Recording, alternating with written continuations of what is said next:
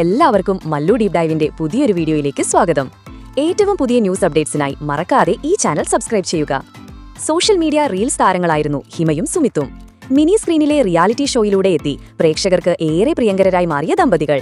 ഇടക്ക് വെച്ച് വീഡിയോസിൽ പരസ്പരം എത്താതെ വന്നതോടെയാണ് ഇരുവരും വേർപിരിഞ്ഞെന്ന തരത്തിൽ വാർത്തകൾ പ്രചരിച്ചത്. ഇവർ തമ്മിൽ എന്താണ് സംഭവിച്ചത് എന്ന് ഇതുവരെയും രണ്ടുപേരും തുറന്നു പറഞ്ഞിട്ടുമില്ല.